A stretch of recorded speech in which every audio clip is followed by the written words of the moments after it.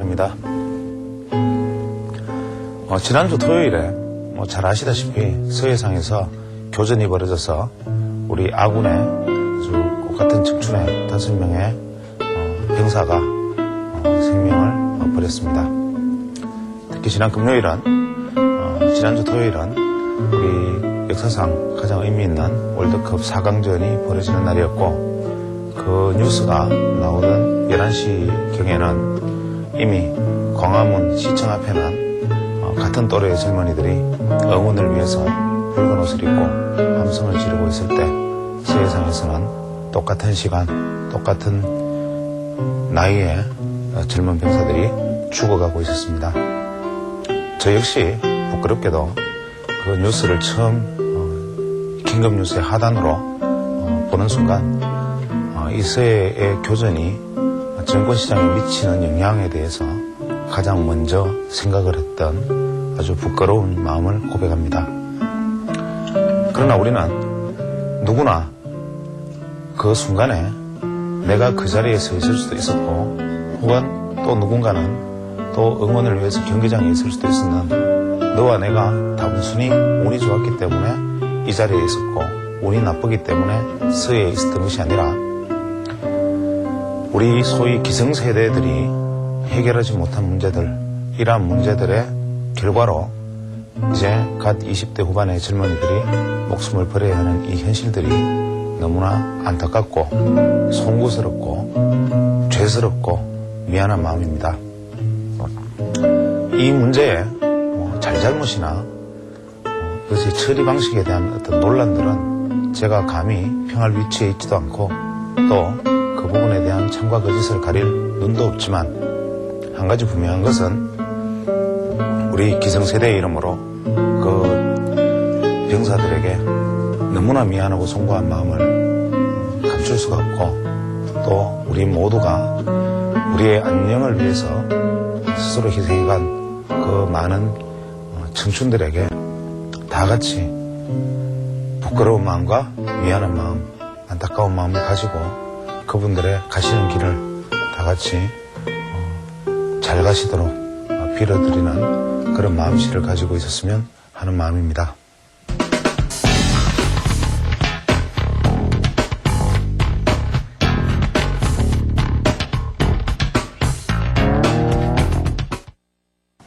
오늘 이제 현재 그 녹화하고 있는 시점이 이제 금요일입니다.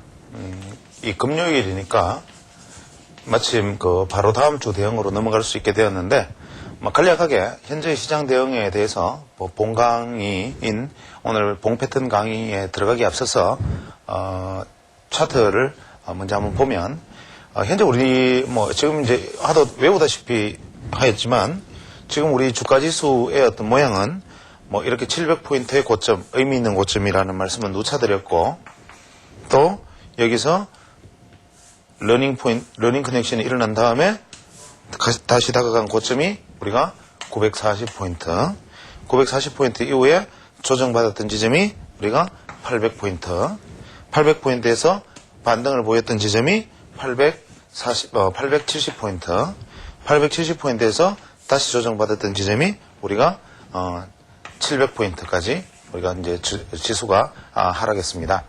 그래서 자, 현재 이 상태까지 온 다음에, 자, 우리 같이 이제 시청자, 여러분하고 저하고, 우리가 시장 대응은 이렇게 해오고 있었죠. 포트폴리오는 대충 이제 대형 우량주 중심으로 짜져 있는 상황에서, 대충 우리의 시장 대응은 얼마 전까지 어떤 관점이었느냐면, 일단 우리가 이제 1차적인 매수 예비 신호를 우리가 750포인트의 붕괴에 초점을 맞춰줬다.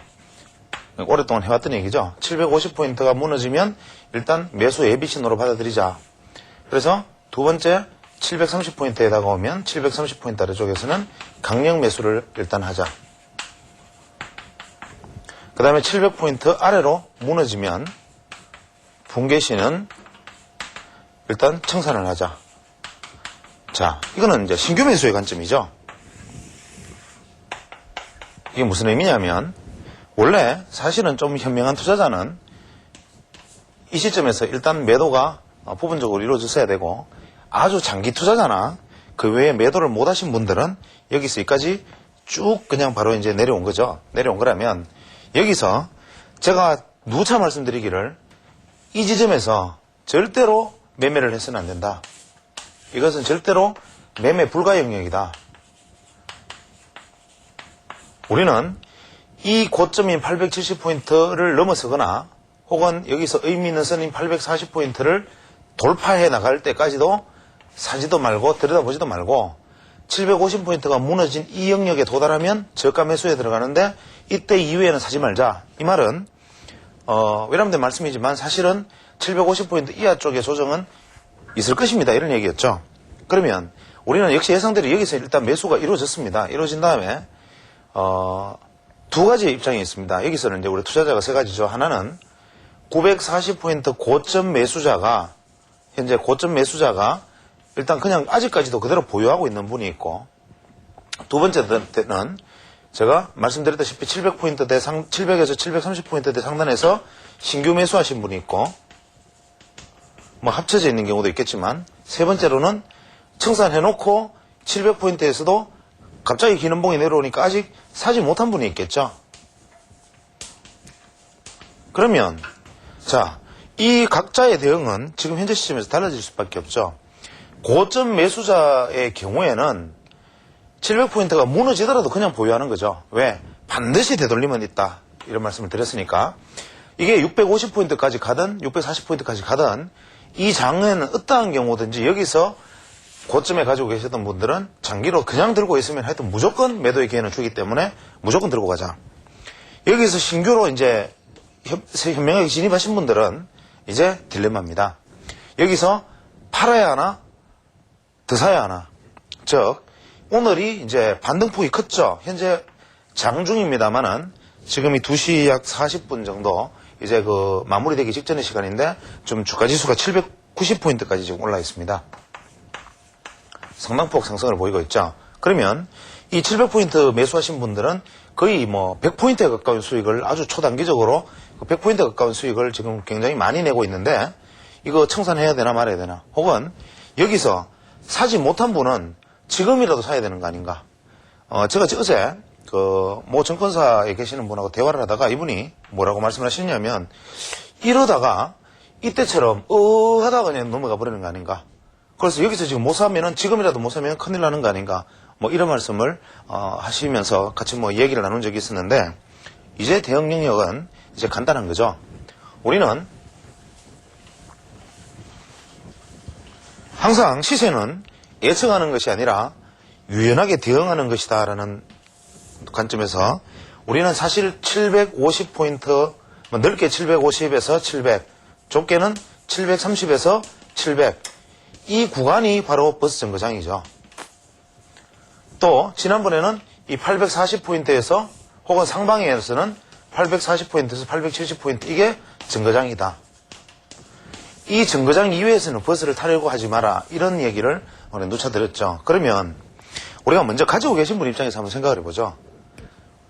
여기서 매수하신 분이라면 내가 시세의 꼭지를 예측할 수 있는 것이 아니라면 선제적인 매도를 하는 것은 사실 의미가 없는 것이고, 이분들의 매도 타이밍은 언제냐면 750포인트가 되죠. 이 750포인트를 매도 포인트로 잡는 이유는 제가 다시 나중에 시간을 내서 말씀드리겠지만, 지금은 시황을 본 강의 때문에 줄이기로 하고, 여기서 매수하신 분들은 이제 750포인트가 무너지지 않으면, 즉 이렇게 무너지지 않으면 그냥 보유하고 그냥 넘어가시면 되는 것이고, 750포인트가 무너지면 우리는 여기서 50포인트 정도의 수익을 수취하고 청산해버리면 여기서는 수익을 요만큼 내가 확인하고 남기는 것이다. 항상 수익은 바닥에서 꼭지를 가는 것은 아니니까 단순한데, 새로 사야 되는 분은 언제 사느냐? 지금 시장이 막 오르니까 초조합니다. 지금 보유하고 계신 분들 입장에서는 이거 정말 이러다가 더 올라가 버리는 거 아닌가? 절대로 사면 안 됩니다. 자, 790포인트까지 반등을 했는데 이것이 뭐 극단적인 경우에 바로 뭐 870포인트까지 반등을 했다고 가정을 하죠. 지금 현재 거래일 기준으로 6거래일이 상승을 했기 때문에 앞으로 3거래일 정도는 조정이 있더라도 더 상승할 것으로 보이는데, 어쨌거나 간에 이 870포인트까지 바로 올라갔다고 가정을 하죠. 그러면 우리는 옆에서 박수 치면서 그냥 기다리고 있으면 되죠. 어쨌거나 간에 시장은 반드시 꺾이고 우리가 매수를 새로 할 때는 어떻게 되느냐. 여기서 내 월요일 날 꺾이든 그 이후에 꺾이든 꺾인 다음에 되돌아갈 때 이 지점 이것이 바로 다시 한번 매수의 급소가 되는 것이고 현재 우리가 언제 꺾이든 월요일이든 화요일이든 옵션 만기일로 인해서 한번 큰 폭의 하락이 있을 겁니다. 화요일 정도에. 그러면 큰 폭의 하락이 됐을 때 단기 매매자는 다시 매수하는 것이 원칙이지만 단기 매매자가 아닌 정상적인 투자자라면 꺾인 다음에 이 폭이 어떠하든 되돌아갈 때 이 폭을 넘어서는 순간이 바로 매수의 급소고 넘어서서 사는 것 이게 두 번째 올 수 있는 매수 기회다. 이러한 과정이 없이 이렇게 간다면 역시 매수 얘기는 없이 그냥 계속 기다리면 됩니다. 그러다가 안 되면 청산하는 것이고 그래서 우리는 이 시점에서 대응은 아주 차분해질 필요가 있다. 뭐 이런 생각을 현재로서는 해보게 됩니다. 오늘은 이제 우리가 가장 우리가 주식 투자에서 기본으로 생각하는 봉에 관련된 이야기를 할까 합니다.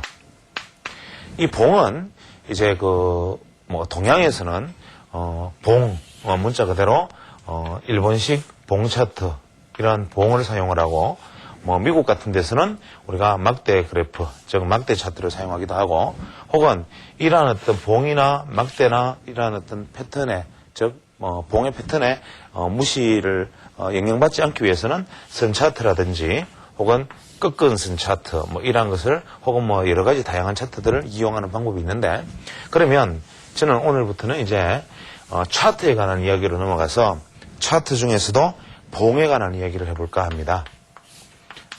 그래서 차트를 일단은 봉 차트에 대한 봉에 대한 말씀을 이야기를 나누고 다음에 선 차트, 꺾은 선 차트, 여러 가지 PF 차트 다양하게 한번 다루어 볼 생각인데 우리가 사실 이 봉이라는 것은 여러 가지 의미가 있죠.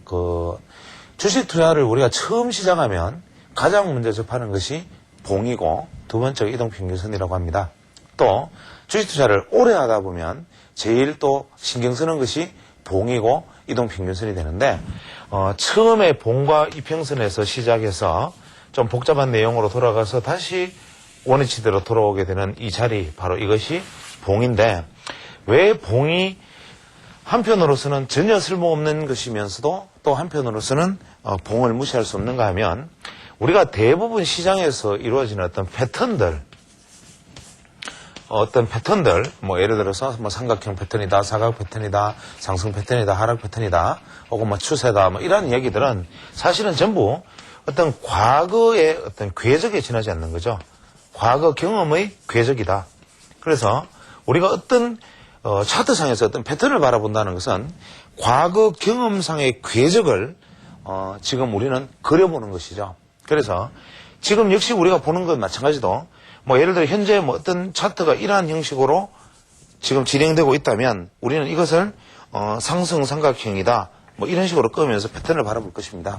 그러나 이건 역시 오늘의 시점에서 보면 이 과거의 움직임들에 대한 궤적을 과거의 경험으로 추리해서 이 궤적 이후의 모습들을 유추해내려는 노력들이죠. 그러나 이 안에 움직였던 무수한 어떤 힘의 에너지들은 사실 우리가 판단할 수가 없는 것인데 봉의 의미라는 것은 뭐냐면 어떤 시점에서 과거도 좋고 현재도 좋고 그 당시 남아있는 봉의 흔적만으로 우리가 매수 세력과 우리가 매도 세력의 힘의 어떤 힘겨루기를 바로 알 수가 있다.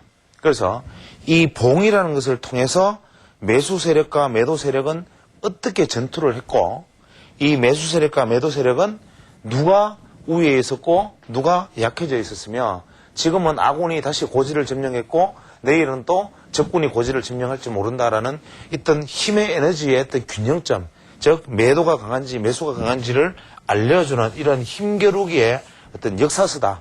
그래서 현재의 어떤 전쟁의 상태를 힘을 가장 적나라하게 드러내주는 것이 바로 봉인데 우리가 봉 차트라는 것은 사실 동양에서 쓰는 것이죠. 미국 같은 데서는 대부분 선 차트를 사용하고 저 역시도 봉의 색깔에 구애받지 않기 위해서 가능하면 봉 차트는 보지 않는 편인데 우리가 한국 시장에서는 너무나 잘 알다시피 상승하면 붉은 봉, 하락하면 푸른 봉이죠. 즉 시가가 뭐 가장 원론적인 이야기, 우리 국민학생이 가나다라 배우는 것처럼 시가보다 고가가, 즉 처음에 장 시작했을 때보다 종가가 마지막 마감가가 높으면 붉은색, 시작 가격보다 종가가 낮으면 푸른색. 그래서 이런 것을 우리는 양봉, 음봉이라고 부르죠. 뭐 설마 이것을 모르는 주식 투자자는 없겠지만 이것을 양봉, 음봉이라고 부르는데 우리가 사람의 심리를 가만히 생각해 보면 이 양봉이라는 것은 참 투자자들의 심리 상태를 많이 흔들어 놓게 마련입니다. 대부분 주식 투자자들이 이렇게 시장에서도 상당히 침체되어 있다가도 어느 날 갑자기 긴 양봉이 하나 출현하면, 예를 들어서 이렇게 주가가 떨어지고 있다가 긴 양봉이 하나 출현하면, 갑자기 긴 양봉이 하나 출현하면 시장은 흥분하기 시작합니다. 가만히 바라보고 있는 사람도 혹시나 이제부터는 반전이 시작되는 것이 아닐까 기대감이 생기고 흥분되고 열이 나기 시작합니다. 그래서 우리는 이 붉은색, 시장에서, 주식시장에서 붉은색만 보면 이 흥분하는 병을 사실은 버려야 시장에서 살아남을 수 있는데, 저 역시도 아직 붉은색을 보면 흥분합니다. 그래서 우리가 무슨 스페인의 투우도 아니고 투우사의 붉은 망토에 따라서 앞뒤 가리지 않고 뿔로 들이받는 투우처럼 이 붉은색만 보면 어쩔 줄을 모르는 이 정상, 이것을 없애는 것이 어떻게 생각하면 주식 투자에서 가장 근본적인 것일지도 모르겠습니다. 그런데 이 봉은 사실은 18세기 일본에서 이게 살을 매매할 때부터 사용되었던 전통적인 어떤 방법 중에 하나인데, 바하 차트라든지 다른 것을 무시하기로 하고, 이 봉 차트의 의미를 그냥 한번 새겨보면, 그냥 흔히들 우리 기술적 분석 책에서 이런 얘기 많이 볼 수 있습니다. 예를 들어서, 자, 양봉이다 가정을 하면, 양봉이, 우리의 차트에서 이렇게 하나가 이제 며칠 전에 차트가 그려져 있습니다. 그럼 우리는 이 차트를 보고 고정관념에 젖어서 어떻게 바라보느냐 하면, 매수 세력보다 매도 세력이 훨씬 강하고, 그 이전의 차트가 만약에 이러한 차트였다고 가정을 하면, 이게 더 추가 상승이 있겠구나, 이렇게 생각을 하지요. 그럼 우리는 여기서 이 양봉의 높이만으로 바라보면 세상의 모든 지나간 차트를 바라보거나 결과론적으로 이 봉을 봤을 때 우리가 느끼는 감정은 똑같습니다. 그냥 주가가 많이 올랐구나, 현재 시장이 많이 좋구나, 이 종목이 지금 현재 매수 세력이 강하구나, 이럴 수 있는데, 우리가 기술적 분석 책에도 많이 알 수 있지만 이것의 매수 세력과 매도 세력의 움직임이라는 것은 각기가 다 다를 수 있는 것이죠. 예를 들어서 여기에서 출발을 해서 우리가 이제 이게 시가, 잘 아시는 내용이죠. 이것이 종가, 이제 이것이 고가가 되고 이것이 저가가 되면 이 주식의 움직임은 이렇게 움직였을 수가 있죠. 시작하자마자 내려온 다음에 주가가 반등해서 이만큼 올랐다가 이렇게 떨어진 경우, 그래서 실제로는 이렇게 출발을 해서 이렇게 끝났을 수가 있고, 또 어떤 경우에는 이렇게 출발해서 이만큼 올랐다가 이만큼 떨어졌다가 다시 이렇게 올랐을 수도 있고, 또 하나의 사례는 다양한 사례를 들어보면 여기서 시가에서 바로 떨어졌다가 올랐다가 이렇게 왔다가 이렇게 왔을 수도 있죠. 그래서 이런 어떤 시장의 어떤 방향을 우리가 봤을 때 가장 여기서 힘이 세 보이는 것은 뭐냐? 바로 이거죠. 처음에 여기에서 강한 매수 세력이 쭉 끌어올렸다가 매도 대기 세력에 의해서 강력한 어떤 매도세에 대한 압도당했다가 다시 되올리는 이 에너지, 이것은 앞에 있는 매도 에너지를 청산하고 매도를 희석시켰기 때문에 이것이 현재 가장 강한 상태다, 이렇게 볼 수 있지만, 여러 가지 변용이 가능하겠지만, 그럼 이러한 어떤 봉 하나에 있어서도 똑같은 봉이지만 이것이 여기에서 이렇게 출발해서 이렇게 온 것인지, 혹은 여기에서 이렇게 가서 이렇게 왔다가 이렇게 온 것인지, 이것에 따라서 이 하나의 봉에 내포하는 에너지의 의미는 많이 다를 수가 있는 것이죠. 그래서 이 봉들을 실제 봉 자체 하나하나의 어떤 움직임만으로 시장을 판단하기에는 너무나 어렵기 때문에 이 봉을 다른 봉과의 앞에 봉과의 인과관계를 통해서 이 봉 한 개가 가지고 있는 이 다양한 의미가 왜곡되지 않게 여러 가지의 어떤 몇 가지의 봉을 같이 동시에 분석함으로써 이 몇 개의 봉이 동시에 가지는 의미를 분석하려는 노력들이 많이 이루어져 왔습니다. 이 봉 패턴 연구에 대해서 뭐 제일 많이 해왔던 사람은 물론 사케다 같은 사람들이 일단 뭐 있을 수 있겠지만 사실 사케다는 완전 전통적인 하나의 패턴을 예시한 사람이 지나지 않고 제가 보기에 이 봉에 대해서 가장 완벽한 다양한 생각을 많이 했던 사람은 지난번에 한번 소개한 적이 있죠. 우리가 사토 시니치로라는 분을 제가 지난번에 한번 소개한 적이 있습니다.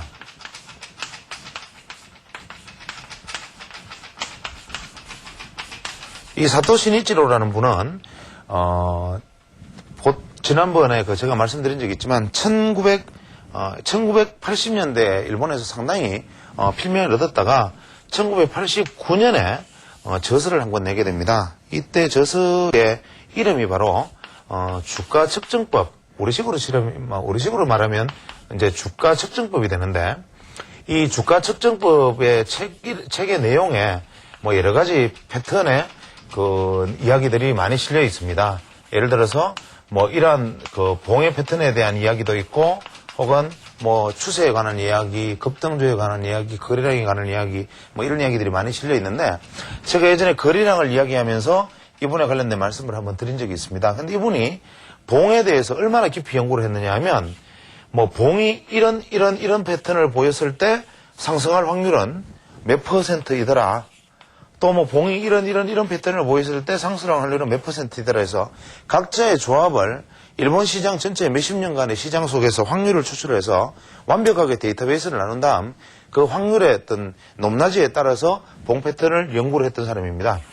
이분이 뭐 다양하게 어떤 봉에 대해서 이야기를 한 것 중에 가장 뭐 대표적인 이야기들이 제가 지난번에도 말씀드렸지만 사케다의 어떤 5법을 해체한 어떤 해체적 독법이라고 얘기할 수 있겠죠.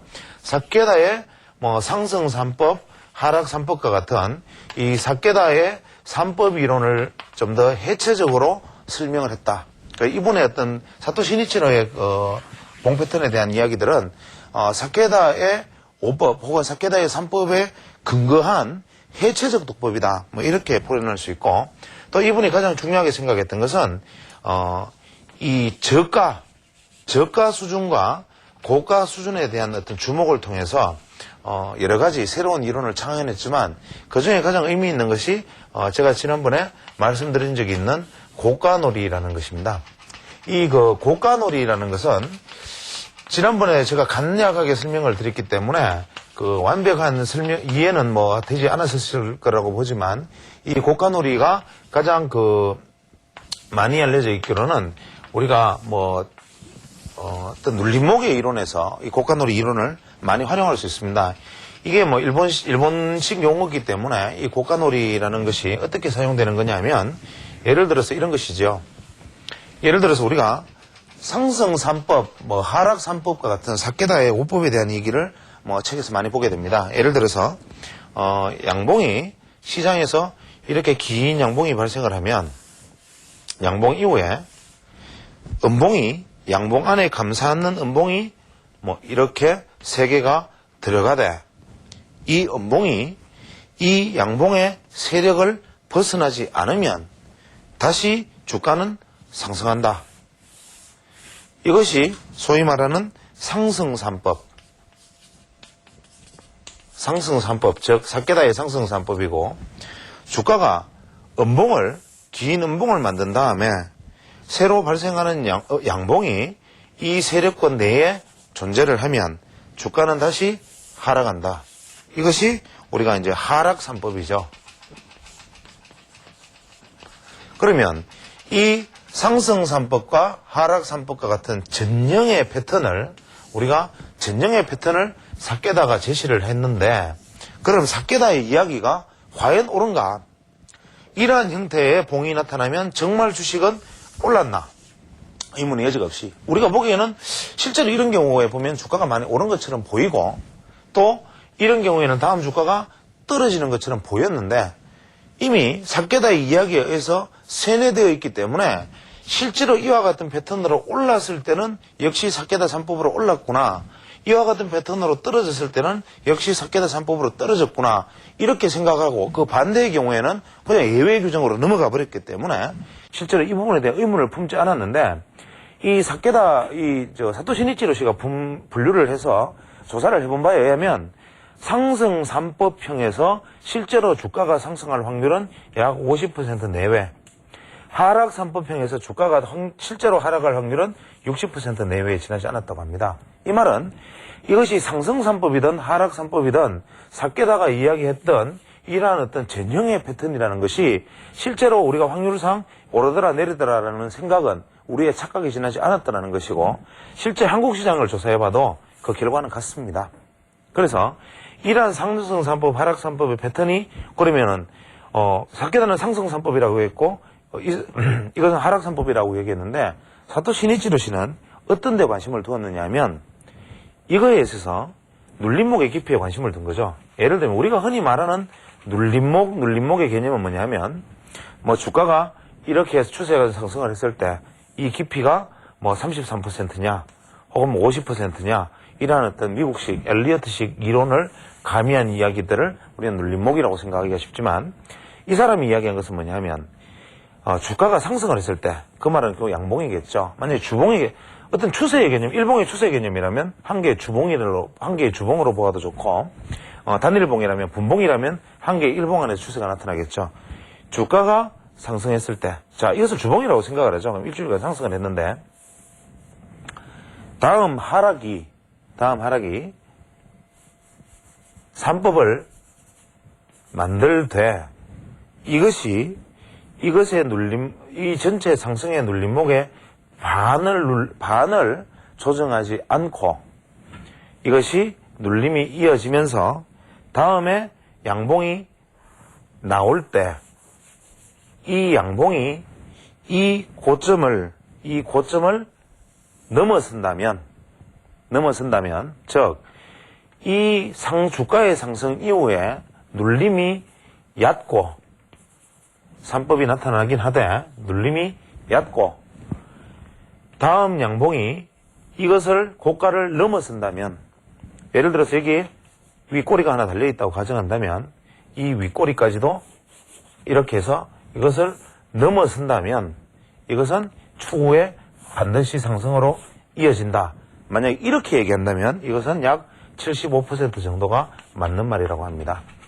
또 하락을 했을 때도 이와 마찬가지 이야기가 되는데 이때 이분은 사토시 니치로 씨는 어떻게 얘기했느냐 하면 주가가 상승을 했을 때 눌림의 깊이가 이렇게 더 얕고 특히 이것이 눌림의 깊이가 일정하게 조정을 하지 못하고 눌림이 계속 되어진다면 그 다음에 양봉이 나타나더라도 거기에 대한 음봉에 대한 조정은 있을 수가 있는데 이 역시도 이것을 조정하지 않으면 주가는 급등한다. 이것을 바로 고가에서 상승 후 고가에서 주가가 조정받고 보합을 보인다. 즉 병렬형의 보합을 보인다 해서 이것을 고가놀이라는 표현을 썼습니다.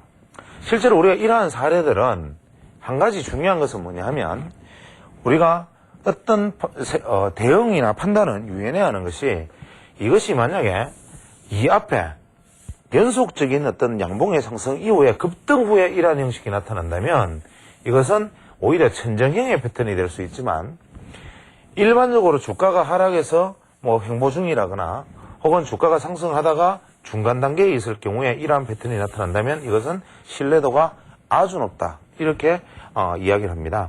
그래서 이런 어떤 고가놀이의 개념은 우리가 일견 보기에 단순해 보이고 제가 보기에는 이 부분도 좀 문제가 있는 것은 이것이 각도가 정말 상승의 각도가 상당히 높았을 때는 상당히 컸을 때는 이 고가놀이의 눌림목이 이렇게 며칠을 가더라도 실제로 우리가 각도론적 관점에서 이렇게 갈 수가 있지만 만약에 실제로 고가놀이를 하더라도 이 고가놀이가 계속 연속적으로 이어져서 우리가 이 대형선을 만약에 벗어난다면 오히려 주가가 하락으로 갈 수 있기 때문에 이 사토시 니치로 씨가 말한 이 고가놀이의 개념, 즉 주가가 상승한 후 이 고가의 영역 안에서 횡보 눌림목을 보이고 이 횡보 눌림목의 저점은 갱신되지 않고 다음에 양봉이 발생되면서 이 고가만 돌파를 하면 주가는 급등한다라는 고가놀이의 개념, 이 개념 자체는 한번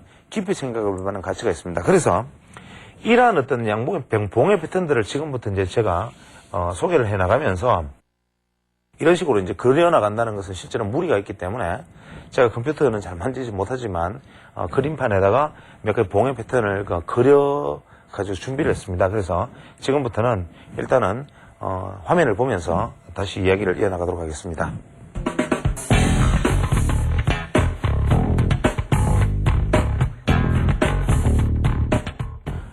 이제 이 봉에 대한 이야기들은 뭐 다양한 논리가 있겠고 또 여러 사람의 어떤 이론들이 있고 또 제 나름대로 뭐 말씀드릴 부분들도 없지 않아 많은데 오늘 일단 먼저 소개해 나가는 것은 뭐 사토시 니치로 쓴 주가 측정법이 라는 책 1989년에 발간된 책입니다만은 이 책의 일단 기초한 내용부터 먼저 풀어나가도록 하겠습니다. 그래서 이 부분이 분류한 것은 어떻게 분류를 했느냐 하면 우리가 이제 봉을 뭐 긴 꼬리봉 이제 우리가 흔히 뭐 클라우드 혹은 뭐 접선형 마루보조 뭐 이런 형태의 봉 패턴의 이름을 붙입니다만은 이제 서구식 패턴이니까 지금 현재 여기서 말씀하는 것은 일본식 패턴의 용어이기 때문에 일본식 패턴의 용어라 하더라도 이것은 저자의 의도를 존중하는 것이 옳기 때문에 일단 저자의 용어를 그냥 사용하도록 하겠습니다. 즉 장미봉, 긴꼬리봉부터 긴꼬리봉, 십자봉, 그 다음에 삼법형의 어떤 삼법형의 패턴, 그 다음에 덮는 봉, 그 다음에 포공봉, 감사는 봉, 그 다음에 흘러내리는 봉, 그 다음에 마지막 껴안는 봉, 그 다음에 상성 병렬형 봉, 그 다음에 막힌 봉, 이러한 이름들로 불렀습니다. 봉 이름들이 참 재미있지만 어떤 면에서는 영어로 우리가 쓰거나 혹은 직어로 쓰는 방법보다 오히려 더 쉽게 알아듣는 장점이 있지 않겠나 생각을 합니다. 먼저 화면을 보면 긴 꼬리봉은 문자 그대로 여기 이제 아래 꼬리를 다는 봉을 이야기를 하죠. 그리고 이러한 어떤 긴 꼬리봉들은 우리가 봉 패턴에 있어서도 가장 중요한 것은 뭐냐면 현재 이 패턴이 천정이냐 바닥이냐를 형성하는 것이 중요한 것이지 추세의 진행 중에서는 이 봉의 패턴은 아무런 의미가 없다는 것을 생각한다면 이 긴 꼬리봉은 일단 천정의 패턴에부터 먼저 한번 살펴보겠습니다. 만약에 이 앞에 긴 양봉의 어떤 상승이 계속 지속적으로 두 개이든 세 개이든 쭉쭉 상승이 일어난 다음에 그 다음에 옆에 이어지는 봉이 발생을 하면서 이 아래 꼬리가 직전 양봉의 저점을 거의 도달할 정도로 조정을 받았다면 이것은 거의 천정을 형성할 확률이 90% 수준이다. 뭐 이런 얘기를 하고 있습니다. 즉 이러한 어떤 아래 꼬리가 긴 형태의 봉은 만약에 천정에서 나타난다면 이것은 대단히 위험한 형태의 어떤 봉이 되고 특히 저가에서는 주가가 흘러내렸던 저가에서는 상승형의 봉이지만 고가에서는 천정의 봉이고 만약에 시세가 다 다른 어떤 최후의 시세가 마지막까지 쭉쭉 뻗어나갔던 긴 양봉 이후에 이러한 봉이 나타난다면 즉 최후의 장양봉 위에 나온다면 이것은 깊은 눌림으로 이어질 것이다. 그래서 특히 이 옆에 이러한 꼬리를 긴 꼬리를 단 봉 옆에 또다시 어떤 십자 형태의 봉이라든지 그 이외에 예를 들어서 이러한 어떤 십자 형태의 봉이라든지 그 이외에 어떤 다양한 다른 형태의 옆에 또 같은 모양의 형태가 이중으로 배열된다든지 이렇게 될 경우에는 더욱더 폭락으로 이어질 가능성이 높다. 이런 얘기를 하고 있습니다. 즉 우리가 봉 패턴 중에서 아래 꼬리를 단 이러한 어떤 형태의 패턴이 직전에 큰 상승 이후에 이러한 봉의 형태가 연결된다면 이 봉의 아래 꼬리가 직전 양봉의 저점을 조정했다면 이것은 천정을 예고하는 것이고 대단히 위험한 형태의 봉이 될 수 있다. 이것은 실제로 천정 확률이 거의 90%에 이를 정도로 대단히 신뢰성 높은 봉이다. 두 번째, 이러한 봉이 연속적으로 병렬로 이어지거나 이러한 아래 꼬리가 단 봉 옆에 십자 형태의 병이 별 형태의 스타가 다시 이어진다면 도지라 그러죠. 이러한 병이 이어진다면 이것은 폭락 형태의 천장을 이룰 가능성이 높다. 뭐 이런 얘기를 했죠. 그다음에 십자봉의 형태는 천정의 형태일 때 가장 신뢰성이 높은 형태, 즉 도지일 때 가장 신뢰성이 높은 형태는 저희들이 보통 이브닝 스타라고 부르죠. 긴 양봉의 상승 이후에 갭 상승을 이룬 십자 형태의 봉이 나타나고 다시 갭 하락 형태의 음봉이 이어지는 경우는 이것은 매도의 급소에 속하는 것이죠. 그래서 우리가 도지 스타 형태의 이브닝 스타라고 부르게 되지만 이러한 도지 스타 형태의 봉이 나타났을 때는 반드시 필수 조건은 좌우의 갭, 이 직전 양봉 이후에 나타나는 갭 상승 이후에 갭 하락의 패턴을 보여주는 십자봉일 경우에는 굉장히 신뢰도가 높고 이 앞에 양봉이 2개 내지 3개의 양봉이 이어진 이후에 이러한 패턴이 나타진다면 선물에서는 매도의 급소, 일반적인 현물 패턴에서는 대형주에서는 이러한 형태들이 잘 나타나지 않지만 소형주에서는 매도의 급소가 되는 경우가 많습니다. 그에 반해서 이 옆에 패턴은 양봉 이후에 갭 상승하는 스타 도지가 출현은 하였으나 이후에 음봉이 비록 음봉으로 나타났다 하더라도 이 음봉의 시초가가 이 도지 스타의 종가를 넘어서는 시초가에서 흘러내리는 음봉일 경우에는 약 50%의 확률로 떨어질 수도 있고 오를 수도 있고 만약에 50%의 패턴으로 올랐을 경우에는 아주 심각하게 상승의 반전의 가능성이 높습니다. 그래서 이러한 어떤 양봉 이후에 갭 상승한 스타형 도지가 나타났을 때 다음 날의 시초가가 어떻게 형성되느냐가 바로 매수 매도의 급소에 해당이 됩니다. 즉 이러한 양봉 이후에 스타 이후에 갭 하락이냐, 즉 이 종가보다 떨어지는, 즉 저가보다도 떨어지는 갭을 보이느냐, 양봉 이후에 도지 이후에 이 종가보다 높은 데서 시작을 해서 비록 음봉이라 하더라도 시초가가 높은 데서 출발을 했느냐라는 것은 대단히 중요한 패턴의 어떤 차이를 보입니다.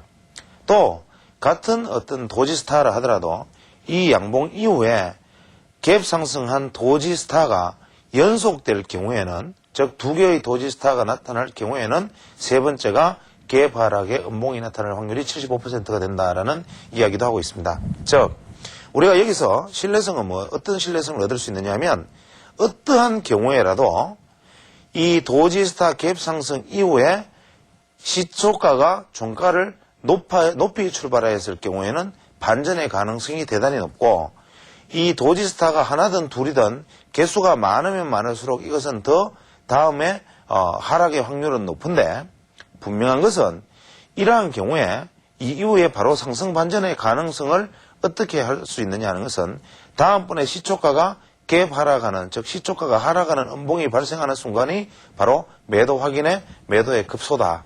그래서 우리는 여기서 미리 예단하고 이 형태에서 매도 액션을 취하는 것이 아니고 현재 이러한 모습이 나타나면 시가가 어디에 형성되나, 형성이 나타나면 시가가 어디에 형성이 되나, 이러한 이 병렬이 나타났을 때도 시가가 어디에 형성되나에 따라서 시가에 따른 액션을 취하여도 충분하기 때문에 선물 투자자에 있어서도 매수 매도의 급소로 활용될 수 있습니다. 또 만약에 이렇게 양봉이 이어진 이후에 역시 도지 스타가 나타났고 시가가 이 양봉보다 높은 데서 출발해서 음봉이 내려왔을 경우에 특히 중요한 것은 이 음봉의 저가가 이 도지 스타가 나타난 직전 양봉의 저점을 하회하지 않는 경우, 즉 이 음봉의 꼬리조차도 이 도지 스타 앞쪽 양봉의 저가를 하회하지 않는 경우에 반드시 그 다음에 양봉으로 반전할 가능성이 높지, 설령 이렇게 도지 스타가 나타난 이후에 시가가 높이 출발한다 하더라도 이 시가가 높이 출발한다 하더라도 이것이 장중 조정으로 꼬리를 내리던 실제 종가가 그러하던 직전의 양봉의 저가를 조정하는 일이 있으면 이것은 하락으로 이어질 가능성이 높고 이것이 직전 양봉의 저점을 조정하지 않는다면 다시 상승의 연속봉으로 판단할 수가 있다. 이런 얘기를 하고 있습니다. 또 이렇게 장양봉이 이렇게 발생을 했을 때 가장 중요한 것은 이렇게 양봉이 연속으로 형성되고 도지가 나타나는 것도 중요하지만 양봉이 이어졌을 때 도지가 나타나기 전 이 장양봉이 갭상승의 양봉이었다면 이것은 신뢰도가 100%다. 이 이야기는 우리가 주식 투자에 있어서 신뢰도 100%라는 것은 대단히 어려운 이야기인데 이 사토시 니치로 씨는 아주 강한 의조로 100%를 이야기하고 있습니다. 즉 양봉이 이어지다가 갭 상승하는 양봉이 나타난 이후에 갭 상승하는 도지가 발생을 했다면 이것은 이 갭 상승의 장양봉에서 이미 매수세는 소진되었고 이 십자형은 관성에 의한 패턴으로 나타난 것이므로 여기서는 선물에 대한 강력한 매도 혹은 현물에 대한 강한 청산이 반드시 필요하다 이런 얘기를 하고 실제로 이후에 음봉으로 이어지면서 추세가 하락될 확률은 거의 100%라고 사토시 니치로 씨는 이야기를 합니다. 그래서 우리가 흔히 뭐 급등주라든지 혹은 마지막 어떤 상승의 파동이라든지 어떤 파동의 정점에서 주가가 과열을 보인다든지 이러한 경우에 양봉이 갭 상승을 하고 이후에 갭 상승하는 어떤 도지스타가 발생했을 경우에는 주가는 급락한다. 뭐 이런 얘기를 하고 있고 앞에도 말씀드렸다시피 이 갭 상승하는 도지스타 이후에 시가가 상승만 해서 출발을 한다면 이것의 길이가 어떠하다 하더라도 그 다음에는 반등의 여지가 있기 때문에 이 대목에서 상승은 어렵다. 무조건 매도 포지션은 어렵다. 이런 얘기를 하고 있습니다. 지금 시간 관계상 제가 준비된 모든 것들은 어차피 다음 날로 이루어져서 넘어가야겠지만 지금 이러한 어떤 그 봉 패턴이라는 것은 제가 기후에서 말씀드리지만 사실 봉 패턴 자체로 시장을 바라본다는 것은 난센스에 속합니다. 봉이라는 것은 추세, 시장의 상황, 모든 것들을 내가 완벽하게 이해하고 선정을 예측하고 있던 상황에서 봉이 이러한 모양으로 확신시켜줄 경우에 이것은 확실한 시그널로 받아들이고 참조할 수 있는 봉의 모습이 되지 내가 시장의 패턴이 지금 위치가 저점에 있는지 고점에 있는지 어디에 있는지조차 짐작이 되지 않는 상황에서 이러한 패턴의 봉이 나타났다고 이 봉에 따른 매매를 한다는 것은 있을 수가 없는 일이다. 그래서 우리가 그것이 봉이든 추세든 이평선이든 모든 것들은 시줄과 날줄처럼 엮여서 시장에 대한 전반적인 상황 판단이 먼저 이루어진 다음에 어떤 부분에 있어서 한 순간에 어떤 매도의 포인트를 찾기 위한 것으로서 봉 차트는 활용되는 것이다. 그래서 오늘은 일단은 개론에 관련된 이야기를 말씀드렸고 다음 시간부터 이 봉에 대해서 좀 더 깊은 내용으로 이어나가 보도록 하겠습니다.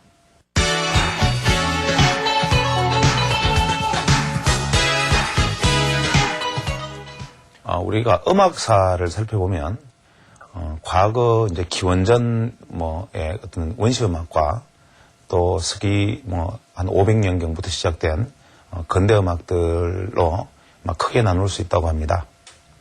근데 과거의 음악이라는 것은 동서를 막론하고 어떤 음악이라는 도구 자체가 제2를 위한 목적의 하나의 수단으로 사용되었기 때문에 동양권에서도 조상을 숭배하거나 혹은 음양 오행의 어떤 이런 이치를 뒷받침하기 위한 공상각치 우가 수화 목금토의 오행을 반영한다라는 어떤 음양 오행론적 입장 혹은 어떤 기적 입장에서 바라보는 것이었고 서양에서도 단선율의 음악들이 서기 500년경부터 자리를 잡으면서도 그것이 성음악과 속음악으로 나뉘어서 불려졌다고 합니다. 그러나 그 당시만 해도 악보를 남기는 기술이 없었기 때문에 일반적인 속음악들, 당시에 불려졌던 단순한 음률의 음악들은 만들어졌다 사라졌다 하면서 어떠한 자료도 남아있지 않지만 성음악들은 그것이 찬트 그레고리아 성가라는 이름으로 현재 서구 음악에서도 아직도 그대로 남아서 불려지고 있습니다. 이것은 그 당시 수도원 혹은 교회를 통해서 계속 이어진 전래 음악으로 남아 있었기 때문에 가능한 일이라고 생각되는데 우리가 현재 듣는 서양 음악이 현재 우리 귀에 아름답게 들리고 이 복잡한 음악들이 여러 가지 가락들이 합쳐져서도 불협화음으로 들리지 않고 하나의 아름다운 멜로디로 들릴 수 있는 것은 중세의 어떤 치열한 투쟁의 결과라고 합니다. 중세에는 음악 자체가 신의 어떤 경배 혹은 신에 대한 어떤 감사의 수단으로 사용되는 제2의 도구였기 때문에 음악을 인간이 즐기기 위해서 활용한다는 것은 감히 받아들이기 어려운 것이었다고 합니다. 그래서 하나의 멜로디만 가진 단선율의 음악만이 허락되어졌고 그것이 두 개의 멜로디를 가진 복선율이나 3박자, 4박자와 같은 흥겨운 멜로디들은 허락되어지지 않았다고 합니다. 그런데 기원전 서기 1200년경에 성리 콜라스는 이러한 음악들이 점점 음악가들에 의해서 복선율 혹은 3박자, 4박자로 흘러가는 것을 경계하여 신의 도구인 음악을 함부로 활용하는 음악가들은 악마의 숭배자로 처단하겠다라는 칙령을 내리게 됩니다.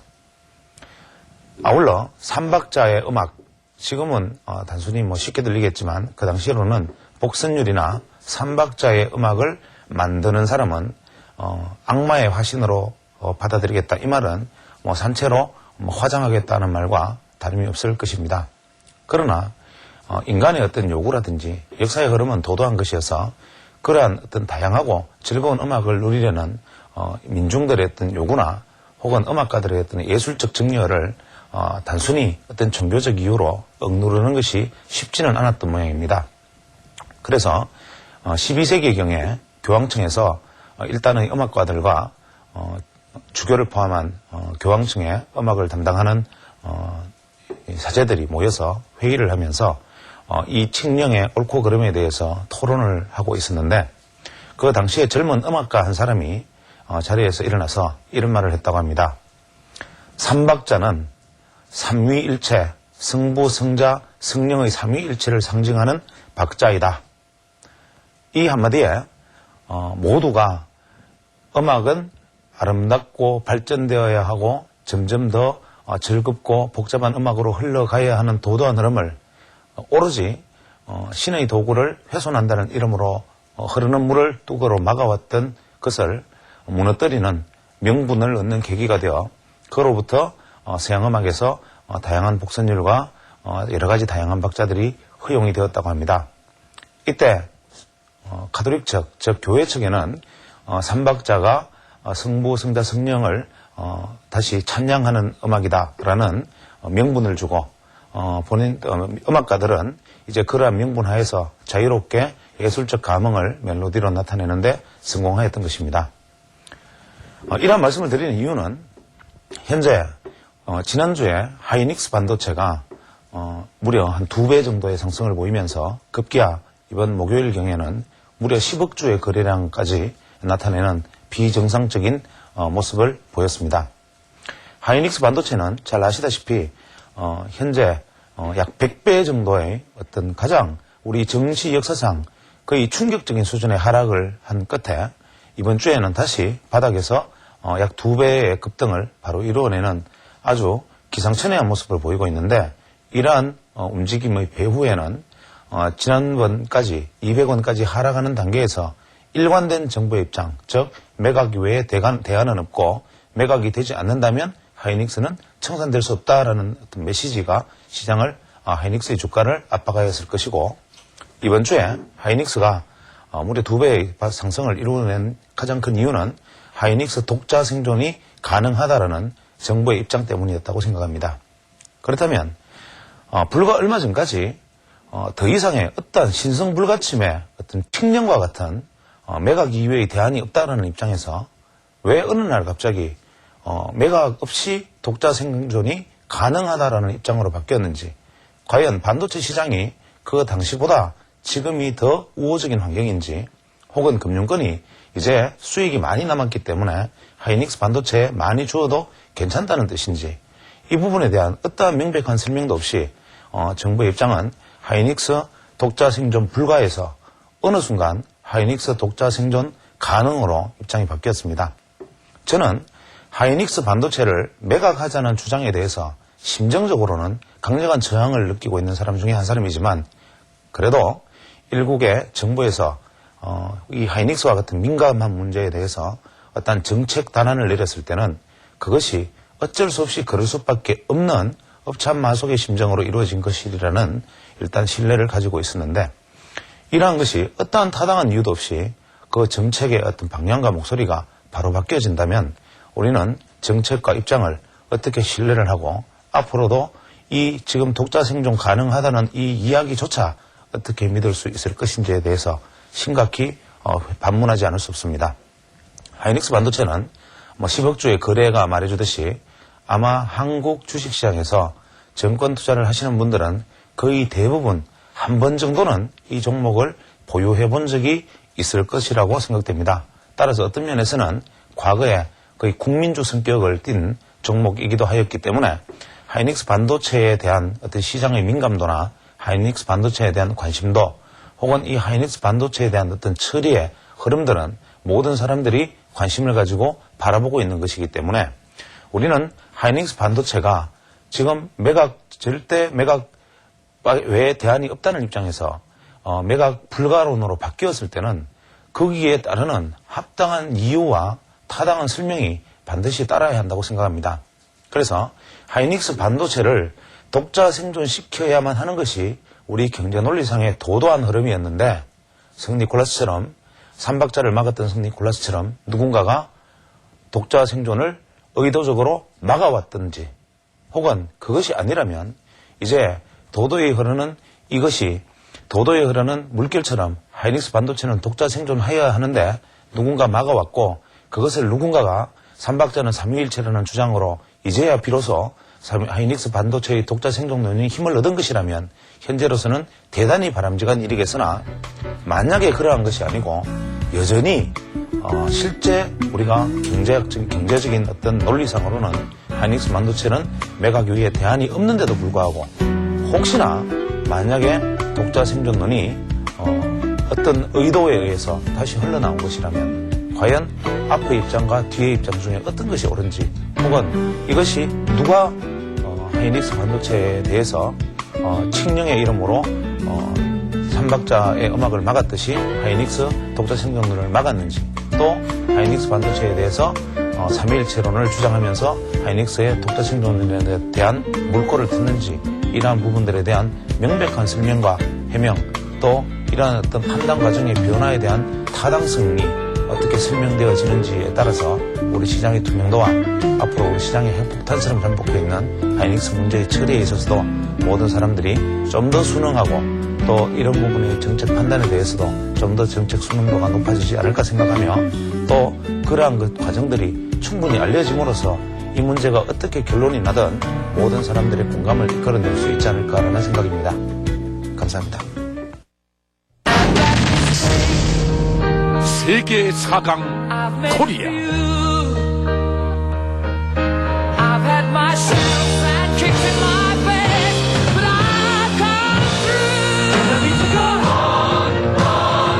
천만 코리아가 함께 해냈습니다. 코리아팀 파이팅! FIFA 월드컵 공식 이동통신 KTF 자동차 여러분은 어떻게 관리하세요? 긁히고 찝히고 이물질이 묻고 흠집이 나면 정말 속상하셨죠? 하지만 이젠 걱정하지 마십시오. 여기 다이너스티 폴리시 차량 관리용품이 있습니다. 다이너스티 폴리시는 자동차 코팅, 흠집을 보완 완화하는 것은 물론 색상을 보호하고 부식을 완화하는 것은 제품이며 차량 유리에 사용하시면 탈수 효과로 자동차를 깨끗하게 유지할 수 있습니다. 이젠 자동차 흠집 난 부분을 직접 한번 시공해보세요. 그 효과에 정말 놀라울 것입니다. 놀라운 기능과 다양한 쓰임새를 자랑하는 클런치 코리아에서 개발된 제품 다이너스티 폴리시. 시간과 비용을 절감하여 누구나 손쉽게 자동차를 깨끗하게 관리 보호할 수 있는 제품 다이너스티 폴리시를 저렴한 가격 39,000원에 드립니다. 이번 기회 놓치지 마시고 지금 바로 전화주세요. 예를 들어서 은색 차가 예. 딴바에 부딪히고 딴바에 부딪힙니다. 예. 이런 접촉사고가 많이 납니다. 예. 세 가지 제품으로 예. 구성이 되어 있으니까 이런 부분에다 가셔가지고 접촉사고나 굉장히 많은 비용을 들이가 시공을 했지 않습니까? 그렇죠. 흰액체가 보이지 않을 때까지 이 부분에다가 이렇게 문질러만 주시게 되면 어머나, 너무 신기하네. 이렇게 이야. 보완 완화를 시킬 수가 있는 예. 제품이고요. 예. 품질 보증 업체 지정서 보실 수 있고 꼼꼼하게 탄탄하게 검사받은 제품이니까요. 믿고 선택해 보시기 바랍니다.